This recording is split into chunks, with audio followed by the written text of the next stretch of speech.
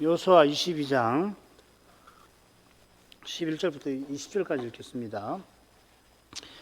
이스라엘 자손이 들은즉 이르기를 루벤 자손과 갓 자손과 므낫세 반 지파가 가나안 땅의 맨 앞편 요단 언덕가 이스라엘 자손에게 속한 편에 단을 쌓았다 하는지라.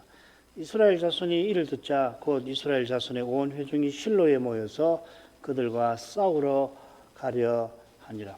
이스라엘 자손이 제사장 엘라살의 아들 비누아스를 길르앗 땅으로 보내어 루벤 자손과 갓 자손과 므낫세 반 지파를 보게 하되 이스라엘 각 지파에서 한 방백씩 10방백을 그와 함께 하게 하니 그들은 각기 이스라엘 1000만인 중 족속의 두령이라. 그들이 길르앗 땅에 이르러 루벤 자손과 갓 자손과 므낫세 반 지파에게 나가서 그들에게 말하여 가로되 여호와의 온 회중이 말하기를 너희가 어찌하여 이스라엘 하나님께 범죄하여 오늘날 여호와를 좇는 데서 떠나서 자기를 위하여 단을 쌓아 여호와를 거역하고자 하느냐. 부올의 제약으로 인하여 여호와의 회중에 재앙이 내렸으나 오늘날까지 우리가 그 죄에서 정결함을 얻지 못하였거늘 그 죄악이 우리에게 부족하여서 오늘날 너희가 돌이켜 여호와를 좇지 않고자 하느냐. 너희가 오늘날 여호와를 배역하면 내일은 그가 이스라엘 온 회중에게 진노하시리라. 그런데 너희 소유지가 많을 게 끝이 아니하거든 여호와의 성막이 있는 여호와의 소유지로 건너와 우리 중에서 소유를 취할 것이니라. 오직 우리 하나님 여호와의 단 외에 다른 단을 쌓음으로 여호와께 패역하지 말며 우리에게도 패역하지 말라. 세라의 아들 아간이 바친 물건에 대하여 범죄하였으므로 이스라엘 온 회중에 진노가 임하지 아니하였었느냐. 그 죄악으로 망한 자가 그 사람뿐이 아니었느니라. 입니다. 여호수아가 기업 분배 일을 다 마치고 동편 두 지파반을 그 기업으로 돌려보냈습니다. 그때 여호수아는 그들이 모세와 여호수아에 명한 것을 지키며 청종했고 여호와께서 명하신 책임을 지켰다 칭찬을 하고서는 동편에 가서도 여호와를 사랑하여 그 계명을 지키고 그 모든 길로 행하라 권면하였습니다. 이어 그들에게 축복했는데 그들이 여호와의 은혜와 선하심과 자비하심 아래에서 기업의 땅에서 제사장나라와 거룩한 백성의 사명을 이루기를 빌었던 것입니다.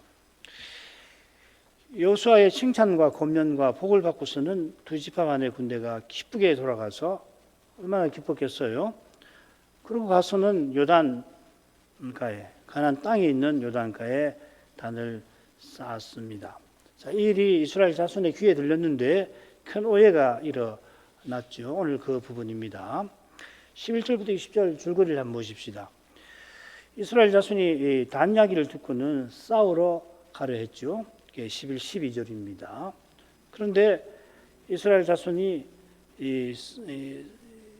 싸우기 직전에 비누아스와 두령들을 보내어서 사정을 살피게 합니다. 13, 14절입니다. 그리고 이 비누아스와 두령이 단을 두고 동편 지파의 악함을 책망하는 내용이 15절부터 20절이 됩니다. 그 다음 단락이 21절부터 29절인데 동편 지파들이 단 세운 선한 뜻을 밝히지요. 그랬더니 그 다음 단락 30절 31절 보면은 이 비누아스와 두령이 처음에는 책망했는데 이 동편 지파의 말을 듣고 기뻐합니다. 그리고 자기들 보낸 이스라엘에게 이 소식을 알리고 그랬더니 이스라엘 자손이 하나님을 찬송하고 전쟁하자는 말을 다시 하지 아니하였다. 아주 그 절묘한 줄거리로 이 구성을 해놓은 것을 확인할 수가 있습니다. 그 밑에는 큰 제목만 열거한 겁니다. 자, 그러면은 줄거리를 말씀드렸으니까 11절, 12절로 바로 넘어가도록 하십시다. 이스라엘 자손이 들은즉 이르기를 루벤 자손과 갓 자손과 므낫세 반 지파가 가나안 땅의 맨 앞편 요단 언덕가 이스라엘 자손에게 속한 편에 단을 쌓았다 하는지라. 이스라엘 자손이 이를 듣자 곧 이스라엘 자손의 온 회중이 실로에 모여서 그들과 싸우러 가려 하니라. 자, 이스라엘 자손이 단에 관해서 들었습니다. 이 이스라엘 자손 이 표현이 여호수아서에 60여회에 나오는데 여호수아 22장에 10회나 나옵니다. 그러니까 장수로 보더라도 또 이 절로 평균을 내보더라도 한 20배 가량 이스라엘 자손이라는 표현이 여기 많습니다. 이 통계만큼 어쩌면 더 중요한 사실이 있는데 여기서 이스라엘 자손이 1차적으로 요단 서편의 지파들을 가리킨다는 점일 겁니다. 가령 이스라엘 자손의 온 회중이 두 지파만과 싸우려 했고 또 그들과 싸우자는 말을 다시 하지 않았다. 서편 지파를 가리키는 거 아니에요. 자, 그러면 이 표현은 다른 데서도 늘 동편 두 지파 반을 배제하는 표현인가 하면 결코 그렇지 않습니다. 사장 12절을 제외하면은 늘 12지파를 가리켜서 이스라엘 자손이라고 합니다. 마찬가지로 여호수아가 요단을 건너기 직전에 동편의 두 지파 반들어 너희 형제보다 너희가 앞서 건너가서 전쟁에 대비하라 보냈고 지금도 그들을 동편으로 보내면서도 너희 형제를 떠나지 않았다 하면서 칭찬을 하죠. 그래서 서편 지파들을 두 지파 반의 형제라 부르고 있습니다. 자, 이런 용례들을 고려하면은 지금 여호수아가 서편 10지파를 이스라엘 자손이라고 표시한 것은 이 동편 두 지파 반을 배제하려고 하는 게 아니라 동편 두 지파 반이 단세운 일을 전체 이스라엘의 관점에서 다루려는 것처럼 보입니다. 서편 지파들이 보라 동편 지파들이 가나안 땅의 맨 앞편 요단 언덕과 이스라엘 자손에 속한 편의 단을 쌓았다 하는 말을 듣습니다. 우선 여호수아 22장에 이 단이란 말이 12번 나와요. 이게 우연일까? 저는 이 우연이라고 생각하지 않습니다. 성경을 읽으면 읽을수록 이 성경 저자들은 이 단어 선택뿐만 아니라 심지어 단어 이 빈도까지도 고려해 가면서 글을 쓰는 것 같아요. 둘째로 한글 개역은 많은 영역본처럼 10절과 일치하게 단의 위치를 번역해 놨습니다. 10절에 보면은 동편 지파들이 가나안 땅에 있는 요단 언덕가에 단을 쌓았다 했죠. 11절도 이스라엘 자손에게 속한 편에 단을 쌓았다 이렇게 번역을 해 놨습니다만은 고대 헬라어역 70인역이나 어떤 이 영어본 이 TNK는 히브리 학자들이 번역한 건데요. 가나안 맞은편 혹은 이스라엘 자손 맞은편에 단을 쌓았다 이렇게 새겼습니다. 이 번역은 유력한 히브리어 사전의 지지를 받습니다. 사전에도 이 표현은 맞은편으로 번역하라고 되어 있어요. 이 해석으로 제가 기우는데 그 이유가 뭐냐면은 이것입니다. 10절은 여호수아가 동편 지파가 단을 세운 역사적 사실을 그대로 기록한 것이죠, 그죠? 단을 쌓았더라. 근데 11절은 보시면 서편 지파들이 그 사실에 관하여 들은 소문을 적어놨잖아요. 11절에 이스라엘 자손이 들었다 했는데 12절에도 똑같습니다. 이스라엘 자손이 들었다 이렇게 되어 있습니다. 사실 이거 12절에 처음 나오는 세 단어를 빼버려도 아무 문제 없거든요. 그런데 11절 처음에 나오는 세 단어 이스라엘 자손이 들었다. 그리고 들었더라 이스라엘 자손이 이렇게 되어 있습니다. 역시 이스라엘이 소문 들은 것을 강조하려고 똑같은 표현을 11절에도 12절에도 표현해 놓은 것 같습니다. 동편 지파가 단 세운 것이 핵심 사안이긴 합니다만은 어쩌면은 소문이 서편에 전해질 때에 단 위치와 관련된 사실이 왜곡되었을 수가 있잖아요. 저는 이렇게 보고 싶습니다. 이런 왜곡은 지금 이곳에서 해 아래에서 재림 직전까지는 비일비재하죠. 오늘날 정부 홍수의 시대를 살고 있는데 거짓 뉴스가 양산되고 있습니다. 이 현상은 이게 단지 아이러니가 아니라 타락한 인간 본성의 단면을 보여주는 것 같습니다. 그러나 언제든지 이 사실이라고 하는 것은 단단한 바위 같은 거라 아무리 많은 거짓 뉴스도 사실에 부딪혀 버리면은 산산조각나는 달걀들에 불과한 겁니다.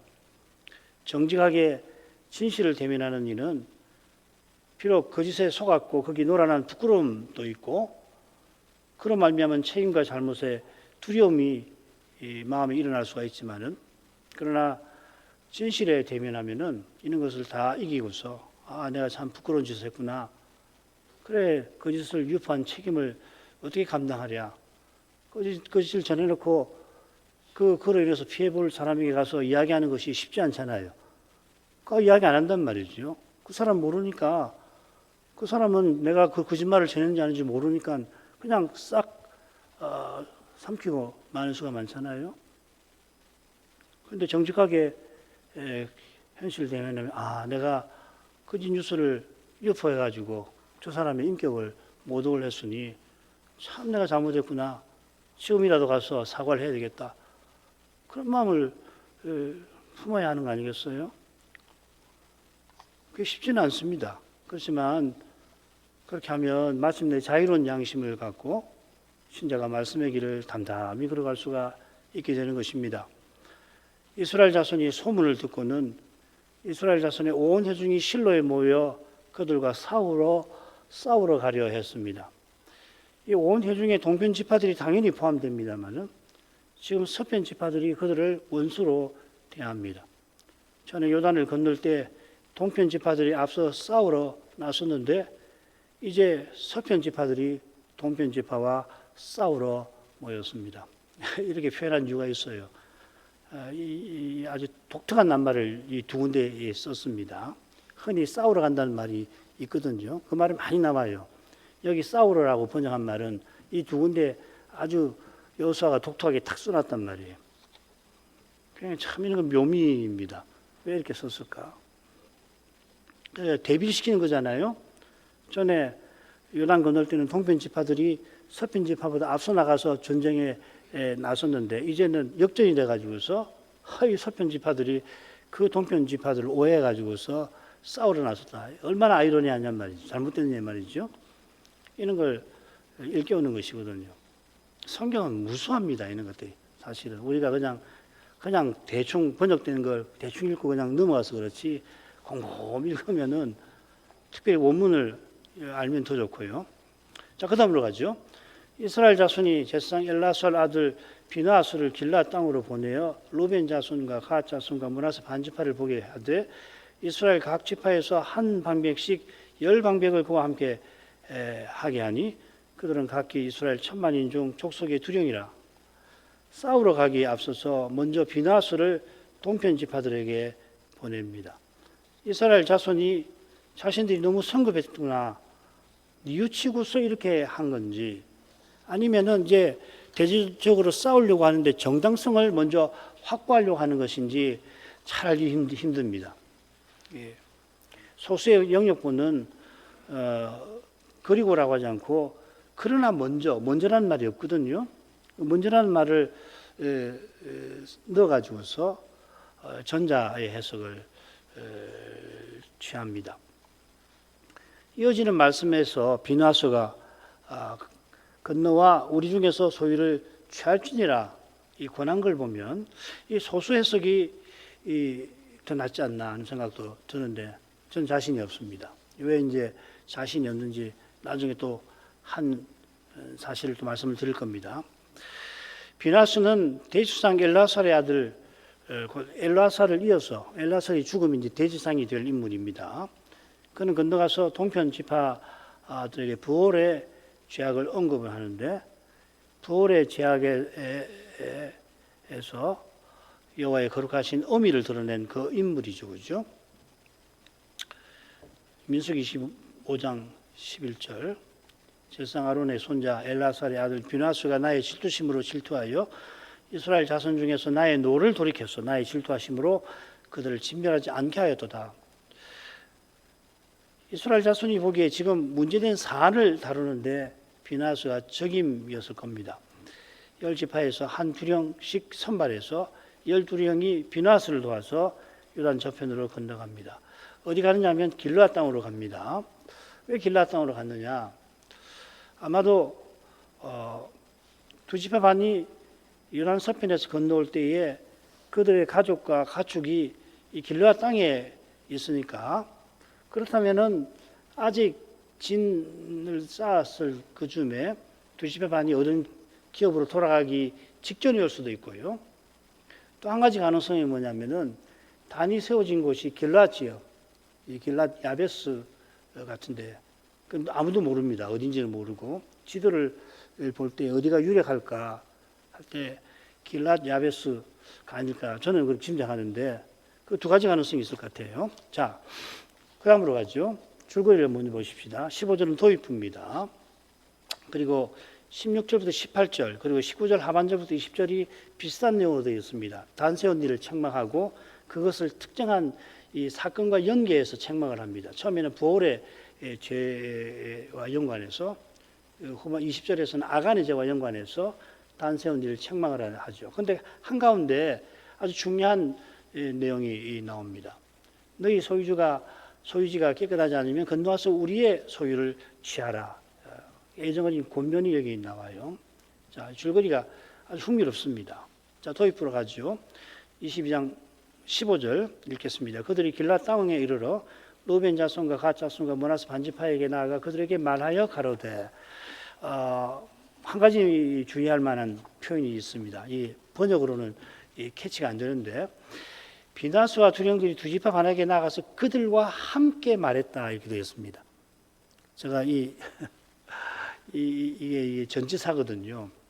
전지사가 뭐 엄청나게 많이 나와요. 뭐 100몇 개 정도 나올 텐데 다 찾아봤는데 이 경우 유일해요. 여호수아서에서. 민수기도 찾아봤지만 민수기는 더 많이 나오는데 아주 독특하게 표현했습니다. 번역하면 뭐 별거 없죠, 그죠? 그들과 함께 말하다. 근데 실제로는 이 원문에 이런 표현이 거의 나오질 않습니다. 그러니까 일방적으로 책망했다기보다는 두 지파 반이 단에 관해서 같이 생각하도록 말하거나 혹은 함께 이 쟁론을 했을 수 있습니다. 이게 누가 옳은지 한번 다퉈보자 그렇게 말했을 수 있습니다. 어느 쪽이 나은지 잘 모르겠어요. 두 가지 사실이 다 겹쳐 있는 것 같아요. 자, 먼저 한번 보십시다. 여호와의 온 회중이 말하기를 너희가 어찌하여 이스라엘 하나님께 범죄하여 오늘날 여호와를 쫓는 데서 떠나서 자기를 위하여 단을 쌓아 여호와를 거역하고자 하느냐. 부올의 죄악으로 인하여 여호와의 재앙에 회중에 재앙이 내렸으나 오늘날까지 우리가 그 죄에서 정결함을 얻지 못하였거늘 그 죄악이 우리에게 부족하여서 오늘날 너희가 돌이켜 여호와를 좇지 않고자 하느냐. 너희가 오늘날 여호와를 배역하면 내일은 그가 이스라엘 온 회중에게 진노하시리라. 이것도 줄거리를 만들면 참 재밌을 것 같은데요. 그냥 내용만 보십시다. 여호와의 온 회중이 말하기를 하면서 비나스와 두령들은 서편 지파들의 깊은 우려를 공적으로 전달합니다. 그러니까 여호와의 온 회중의 대표로서 이 사건을 어떻게 대하는지를 말하는 거죠, 그죠?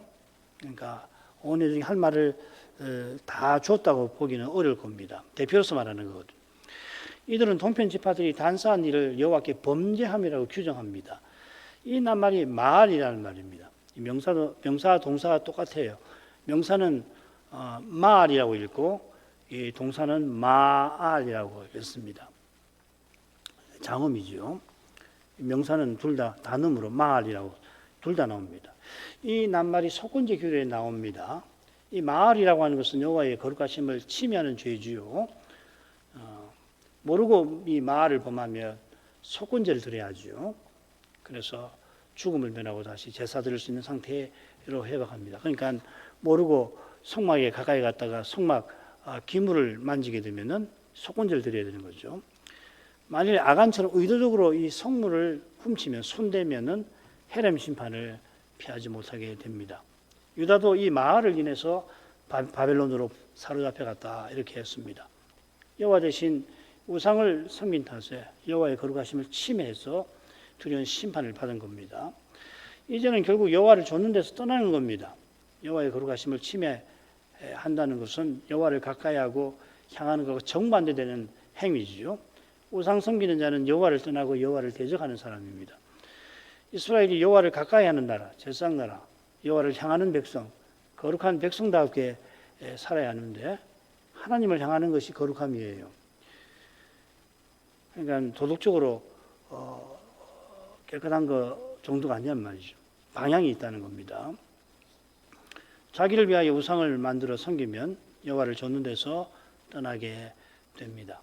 바리새인은 열조처럼 우상을 만들어 섬기지 않았지만 자기를 의지하여 어렵다는 탓에 악한 자 마귀를 쫓고 말았습니다.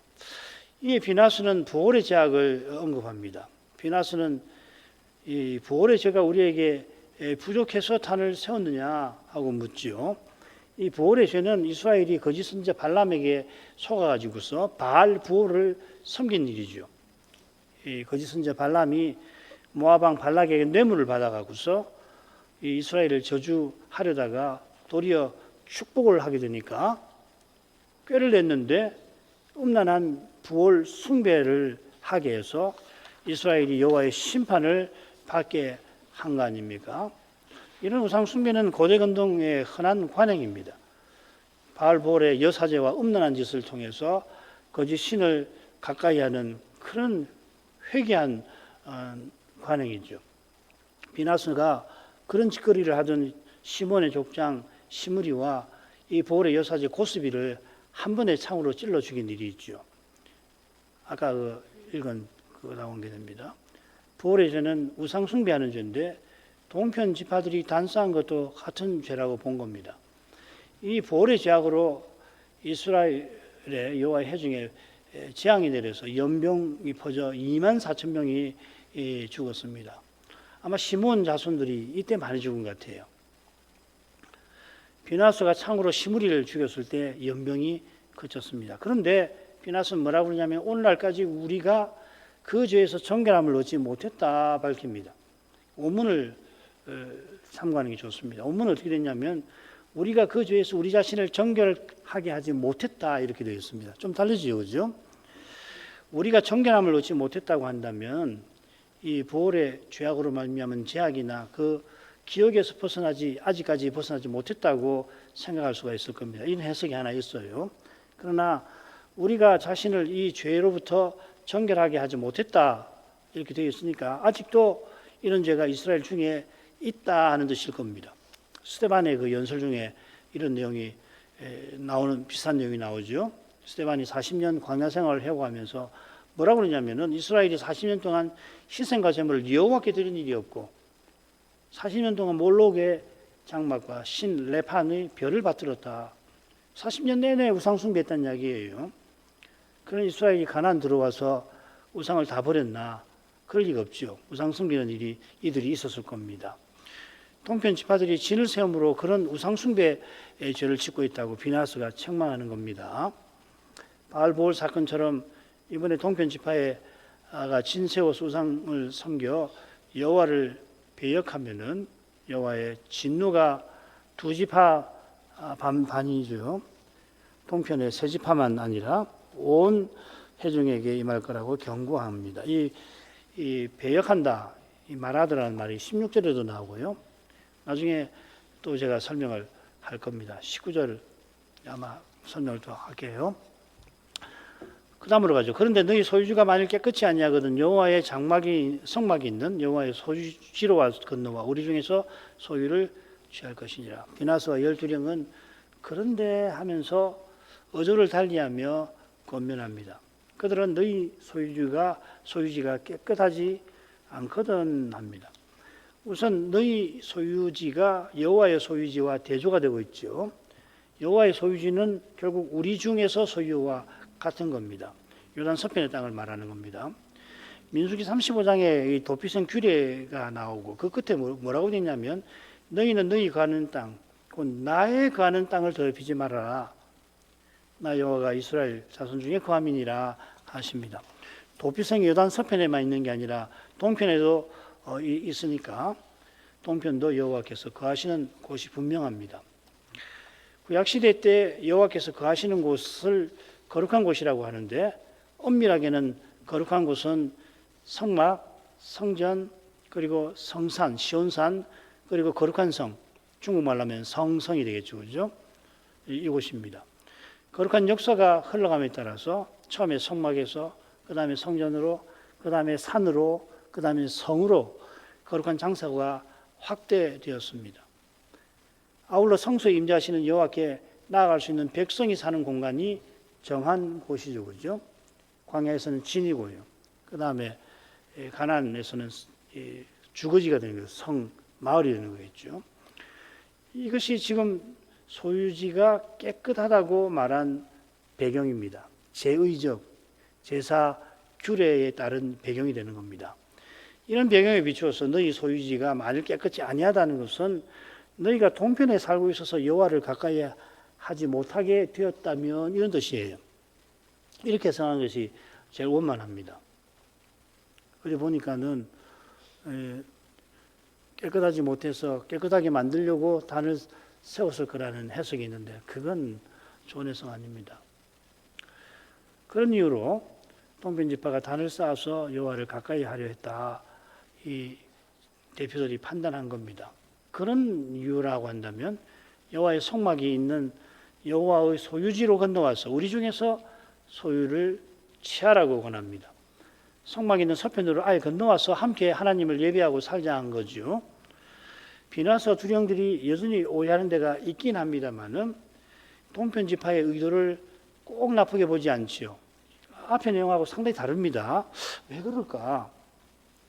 제가 생각해 볼 때는 필시 그들이 요란강의 단을 직접 본 것과 관계가 되는 것 같아요. 직접 와서 보니까 거기 제사 드리는 흔적이 보이진 않거든요. 만약에 이미 제사 드리는 흔적이 거기 있었다고 한다면은 이 비나스가 가만히 있지 않았을 거예요. 이 보홀의 죄 사건에서 그가 보인 그 여호와의 열심이라고 하는 거. 그런데 아직 보니까 제사 드린 것 같지 않거든요. 그래서 문제가 심각해지지 않도록 비나스가 해결책을 내놓은 것 같습니다.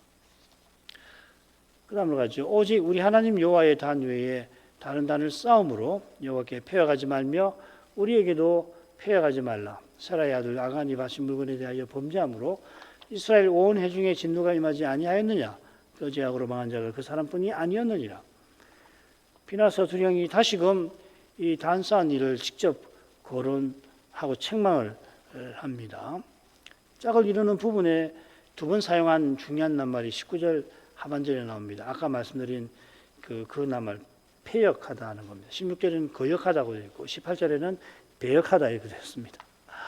한 낱말을 세 개, 역자는 거스를 역자는 똑같이 썼지만은 패, 거, 배 이런 건 조금 일치를 시켰으면 낫지 않았을까 하는 생각도 들어요. 거기서는 바알보를 섬기는 것과 같이 우상 숭배로 여호와를 거역하는 행위를 표시했고요. 여기서도 여호와의 단 외에 다른 단을 쌓아서 우상 섬기듯이 여호와를 섬기거나 다른 신을 섬겨 여호와께 패역하지 말아라 하고 경고하고 있습니다. 그와 아울러서 우리에게도 패역하지 말라고 경고를 하고 있습니다. 이 패역이라는 낱말이 하나님께만 쓰이는 게 아니고 사람에게도 쓰여요. 하나님께 쓰이는 횟수만큼 꽤 쓰이는데 그 경우는 대부분 누구를 거슬러 패역하냐면은 인간 왕을 에게 반역을 일으키는 행위를 표시합니다. 이런 용례에 비추어서 우리에게도 패역하지 말라 하는 표현은 이 뜻의 예외라고도 볼 수가 있겠습니다만은 그런데 이 패역의 본질이 언약을 허무는 것이라고 한다면은 하나님은 물론이고 이스라엘 회중에 대해서도 쓸 수가 있을 것 같아요. 훗날 이스라엘의 왕이 등장하는데 왕은 제사장과 마찬가지로 회중을 대신하고 대표하는 인물이죠. 이 인물들은 이스라엘이 여호와를 가까이 하고 섬기게 하는 중보 직분입니다. 오실 메시아를 가리키는 그림자들입니다. 우리가 그리스도를 떠나서 절대 하나님을 가까이 못하고 오직 그리스도를 통해서만 하나님을 바르게 섬기듯이 구약시대의 왕과 제사장은 선자와 더불어서 구약 백성이 하나님 약속을 믿고 하나님 명령을 받들도록 세우신 특별한 직분입니다. 그런 점에서 이스라엘 백성이 여호와께서 세우신 왕을 배반하는 죄는 여호와께 배역하는 것이 됩니다. 그래 다윗이 유다 광야에서 악한 왕 사울을 손대지 않지 않았습니까? 아울러 시편 113편 보면 형제 연합과 그 사귐이 보배로운 기름이 아론의 머리에서 옷깃까지 내리는 것과 같아 한 것처럼 그리스도를 미워하고 죽이려는 원수들은 그리스도의 몸인 교회를 파괴하는 거죠. 언약은 하나님 말씀을 듣듯이 서로의 말을 듣고 하나님께 말씀을 드리듯이 서로에게 말을 건네는 그런 관계인 것입니다. 하나님 말씀을 저버리고 하나님을 대적하는 배도는 반드시 형제를 미워하게 될 것입니다. 이게 요한일서 아주 중요한 주제죠, 그죠? 빛 가운데 있다 하며, 이 말하며입니다. 신앙 고백은 했는데 이 말입니다. 그 형제를 미워하는 자는 지금까지 어두운 가운데 있는 자, 이 배도자를 이렇게 표현한 겁니다. 형제를 미워하는 자마다 살인하는 자니, 이 배도자에 대한 겁니다. 이어 비나스가 아간의 죄를 언급합니다. 아간이 바친 물건에 대하여 범죄하였다. 이 바친 물건은 헤렘이라는 말이고요. 이 범죄라는 말은 마알입니다. 바친 물건은 여호와께서 언약의 땅에서 잠시도 두고 보실 수 없는 죄에 내리신 그 심판을 통과하고 남은 물건을 가리키는 거죠. 여리고의 헤렘 심판을 명하셔서 이스라엘이 사람 짐승 다 죽인 다음에 불 살랐는데 그 불에 모든 것이 타버리고 그 남은 금은 노철은 의로운 심판을 통과한 거라 거룩해져서 오직 성소에 서게 했죠. 본래는 그 성과 그 물건들이 다 가중합니다. 그러나 의로운 심판을 통과하고 남은 것은 거룩한 것이 된 거죠. 예수님이 우리 대신 헤름 심판을 받아가지고서 우리가 주님 안에서 이 거룩한 심판을 통과하고 남아서 거룩한 성도가 된 거 아니에요. 여호와께서 드린 거룩한 물건을 아간이 감히 손대고 자기 것 삼았습니다. 여호와의 거룩하심을 침해한 죄입니다. 그래서 진도가 온 회중에 임했죠. 아이성 전투에서 대패하고 말았습니다. 본래는 이스라엘이 망할 뻔하지 않았습니까? 이스라엘이 아간의 죄로 가정하게 되어서 멸망할 뻔했는데 여호와 하나님이 메시아를 보내시려고 아이성 전투에 패배한 다음에 피할 길을 알려주신 거 아니에요. 이런 걸 보면 비나스와 12형이 서편 지파와 마찬가지로 동편 지파의 단에 관하여 크게 오해한 겁니다. 이 오해가 자칫 지파 간 전쟁을 일으켜서 매우 불행한 일이 얼마든지 일어날 수가 있었는데 어떻게 된 일인지 잘 알기는 어렵지만은 서편 지파들이 싸우러 나선 그때에 대표들을 먼저 보내고 가서 그들이 해결책을 모색한 겁니다. 이 흥미로운 사실, 제가 이제 왜 어떻게 된 게 잘 모르겠다고 말씀드리는 이유 중 하나가 뭐냐면 서편 지파들이 실로에 모여 싸우려 할 그때부터 지금 계속 22장 마지막까지 여호수아가 이 중요한 국면에 전혀 등장하지 않는다는 사실이에요. 이건 매우 이상한 일이죠. 지금까지 아주 중요한 일 때마다 여호수아가 늘 나타나잖아요. 늘 중심이 되잖아요. 이 국면에서는 여호수아가 갑자기 사라져요. 왜일까? 아무리 생각해도 모르겠어요. 교들 가운데 깨닫는 분이 있으면 제게 좀 가르쳐 주십시오. 중요한 것은 이스라엘이 거룩한 백성답게 서나가는 길에 심각한 문제가 생길 뻔했는데 여호와께서 막아주셨다 하는 사실일 겁니다. 이 두려운 시대에 주님의 교회답게 서나가는 길, 어려움이 얼마나 많은지 모릅니다. 우리 앞에 있는 문제들 보십시오. 그러나 하나님 은혜와 긍휼하심을 우리가 구할 때에 틀림없이 사람 생각에는 교회가 다 무너져 버리는 거 아닌가, 내가 교회로서 서서 나갈 수가 있을까 싶어도 하나님께는 그리스도 안에서 해답이 있을 겁니다. 얼마큼 하죠? 기도할 제목을 읽겠습니다. 이스라엘 자손이 요단가에 동편 지파들이 단서왔다는 소문을 듣고는 실로에 모여 전쟁에 나서게 됩니다. 그런데 곧장 전쟁에 뛰어들지 않고 비나스와 12형을 먼저 보냅니다. 이상하게도 이 중대한 국면에 여호수아가 등장하지는 않습니다.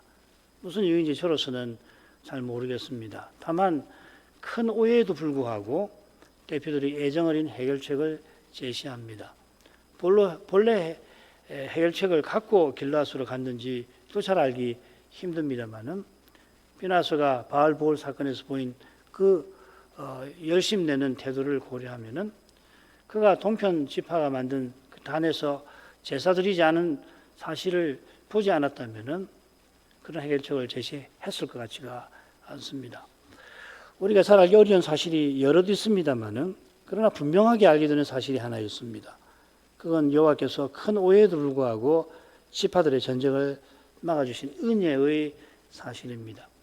이 은혜를 떠나서 구속 역사의 아름다운 이 사실들, 이 사건들은 불가능할 겁니다. 우리 시대가 실로 두려운 시대입니다만은 이러한 시대에도 지금보다 더 험한 시대에도 하나님 은혜 안에서 우리가 그리스도 인도를 틀림없이 받아 나갈 수가 있을 것입니다. 이 은혜를 늘 간절히 구한다면 틀림없이 주님께서는 길을 내실 것입니다. 낙담하지 마시고 꼭 그럴 때에 하나님 은혜를 간절히 구하시기를 바랍니다.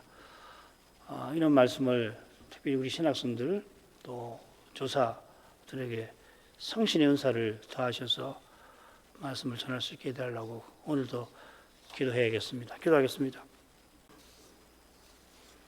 같이 기도하겠습니다. 걸어가신 아버지, 여호수아가 끝날 무렵에 나오는 이 중요한 사건을 오늘도 살펴보았습니다.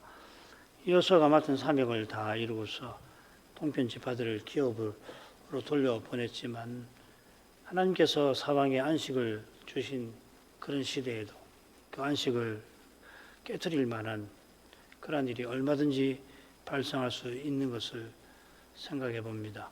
심지어 동편 지파들이 선한 뜻에서 단을 세웠고 세울 때 오해가 생기지 않도록 볼만한 큰 단을 가나안 땅에 속한 곳에 세운 것 같은데, 그러나 그 일에 관한 소문이 서편에 전해질 때에는 사실과 다소 다른 내용이 거기 끼어들어서 서편 지파들이 크게 오해하고서는 실로에 모여 전쟁을 불사하게 되었습니다. 비나스와 두령들이 결국 먼저 동편으로 건너가서 그들이 가서 하는 말들을 보게 되면 동편 지파가 단세운 일은 부올의 죄악, 아간의 죄와 같은 것이라고 서편 지파들이 판단한 줄 압니다. 그런 죄는 이스라엘 온 회중에 하나님의 두려운 심판이 떨어지게 하는 무서운 것이라 백성 전체가 멸망하게 할 만한 두려운 것이라서 서편 지파가 하나님의 심판을 피하고 이스라엘 중에 가증한 것을 제거하려고 전쟁에 나선 것도 무리가 아니었던 줄 믿습니다. 훗날 여호수아가 죽고 사사시대가 되었을 때 실제로 이스라엘 중에 가증한 일이 발생하므로 11지파가 베냐민 지파와 싸워서 이 지파가 이스라엘 중에 사라질 뻔한 적이 있었던 것을 생각해 보면은 실제로 가증한 일이 일어나지 않았어도 자칫 거룩한 백성답게 서나가는 길이 오해로 말미암아 큰 타격을 입을 수도 있었을 것 같습니다. 그런 형편인데 놀랍게도 대표들을 먼저 그들이 보냈고 그들이 큰 오해에 기반해서 형제들을 책망하면서도 예정어린 해결책을 제시하였던 것을 봅니다. 그 해결책 제시하게 된 경위를 다 알기는 어렵지만 필시 동편 지파의 단에 제사드린 흔적이 전혀 보이지 않은 사실들을 그들이 관찰한 것이 아닌가 짐작하기도 됩니다. 그러나 어떤 경위든지 여호와께서 주의 백성들을 사랑하시고 무엇보다 메시아 보내실 그 약속을 이루시기 위하여 온 인생을 택하신 자들을 구원하시기 위하여 대표들도 파견하고 그들이 가서 책망하지만 해결책을 제시하도록 이끄신 줄로 믿습니다. 이런 사실과 결부해서 왜 이 대목에서 여호수아 이름이 등장하지 아니하는지 성신께서 그 점에 대해서 꼭 알아야 할 필요가 있으면은 그 이유를 깨워주시기를 겸손히 구합니다. 그 이유를 알게 하실지라도 오직 여호와께서 구원하시고 메시아를 통해서 그리하시는 그 진리를 더욱 드러나게 하게 될 줄 믿습니다. 이 진리가 하나님께서 타락한 후에 또 언약을 맺으신 뜻과 붙어 있나이다. 저희가 하나님을 부르듯이 그렇게 서로를 사랑으로 대하게 하시고 그러기 위하여 하나님 말씀을 겸손히 듣되 그리스도께서 자기 형제들에게 아버지를 선포하시는 이 신비를 맛보게 해 주옵소서. 이러한 신비 없이 주의 영광을 뵙는 일 없이 저희가 그리스도처럼 살 수 없음을 고백합니다. 구약의 중보 직분을 세우신 목적이 바로 이런 데 있음을 고백합니다. 모든 성경에서 그리스도를 보게 해 주옵소서. 이는 모든 현실에서 부활하신 그리스도를 전심으로 바라보는 그 길인 줄 믿습니다. 이 두려운 시대를 살아가는 저희 모두에게 믿음의 길에서 겪게 하시는 모든 처지와 일들에서 오직 그리스도를 전부로 모시는 그런 심정과 태도를 품게 해 주심으로 아버지께서 그 뜻을 이루시는데 저희가 작게나마 쓰임을 받게 해 주옵소서. 예수님 이름으로 기도합니다. 아멘.